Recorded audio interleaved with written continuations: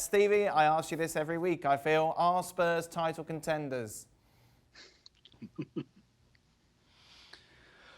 I think I can see them in the top four. I'm not ready to say the title contenders yet. They've had a good little run. They've not conceded any goals.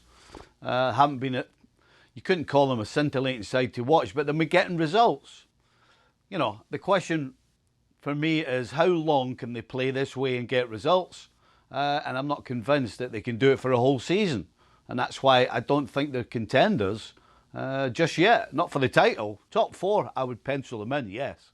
7 points from what? City, Arsenal and Chelsea, Craig. It's quite a statement.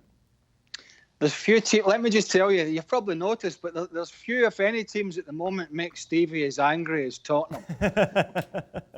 Just because of the way that they play, and I get it. I get it, and you know, I don't quite get as frustrated watching them, but it's crystal clear what they're going to do. And of the three teams, Chelsea have handled it the best. It wasn't a great game, but Chelsea nullified better than City, better than Arsenal, that transition to the counter-attack with Kane dropping short and Son running in behind. And look, they knew it was coming, and you know, it was startling that it was only like 30% possession, and Harry Kane back in the second half heading balls out of his own box and clearing balls literally to nobody because he's the furthest man back. But ultimately it's getting results. But when it boils down to it, you know, to win the league you've got to be better than, you know, the top team, and the top team is Liverpool. So yeah, they're in there at the moment like all the other clubs, but I'm just not sure how long it can keep going playing in that way. But it is super organised, I've got to tell you that. What percentage do you give Spurs a chance to win the title, Don? Wow. I think it's about 50%. I really 50? would. I put them when you said... Pardon? 5-0? Yeah. Spurs to win the title at 50%? Yeah. I'd give them a massive chance of winning the league. They're the favourites over everyone? No, that's why I said 50%. No, because then others would get the rest of the 50% divided up. No, it's between Tottenham and Liverpool, both 50%. So it's only those two. It's a two-horse race. Don, So. get out. Don, keep digging. Leave it. Have you not seen Chelsea's squad recently? Yeah. All right then, 25%. Parachute, open the parachute. He's not thought this one through. Can we record this again? So can we start again? Hey, Dan, we've not even got to his Arsenal stat yet. I know, we haven't got to his Arsenal stat yet. Can we talk about Arsenal? Right, give us your stat, Don. Arsenal, more foul throws than goals since last October. Wow, goodness I me. mean, incredible. All Hector Bellerin's fault. Craig, what struck you from this game? Do you know, one of the things I was thinking about is that just Arsenal are not a very good side, and we kind of know that, and it comes off the back of an FA Cup win not too long ago when the corner looked as if it was at least turning. But one of the things that struck me, and I think it's kind of Arsenal in a nutshell, and maybe the modern day player, some of them, when Thomas Partey was coming off injured and he clearly couldn't move. Now you might say he should have stood in the middle of the park, whatever. Maybe he should have, right? But he clearly couldn't have done much to thwart any attack anyway.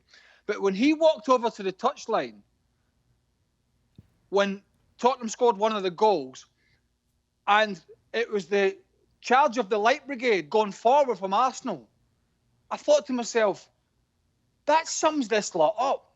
Because he should have been talking with Granit Xhaka and the centre-halves and the other midfielders and saying, listen, I'm screwed. I can't move. So somebody has to stay here because I'm going for a trot to the side because I'm done. I can't move. And yet you watch when he was going over to the touchline, Xhaka and everybody else were just bombing towards that Tottenham goal. Scant regard for any shape defensively. And that, for me, kind of sums up some of these players these days, that it's all about let's get forward, let's get the full-backs forward, let's cross the ball into the box, let's play all this nice football. How's the bit doing the organisational side of the game? How's the bit when you're in possession organising the players around about you. Okay, I've got a guy out, he's done, he's screwed, so I need to sit here. I need to protect this back four. None of that. Absolutely none of that. Now, that wasn't the biggest problem for Arsenal, but I think in a nutshell, it sums up when you look at leadership. Who in there was recognising that situation? Because that's what players of this calibre playing at this level have to do. You've got to recognise situations in a split second, right? It's not pub football at the weekend. You've got a millisecond to spot something and start organising. Arsenal don't have the ability to do that. They don't have players in there capable of seeing the scenario. And that's nothing new, Don.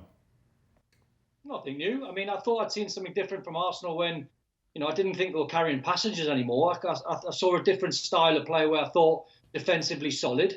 3 centre-halves, 2 wing-backs, 2 holding midfield players, and they got some joy in the FA Cup, and they beat some big teams along the way. So I could see some change, but it's almost like I look at Arteta now on a bad run, and I think he desperately needs the 2 windows coming up. And that's not just to bring bodies in.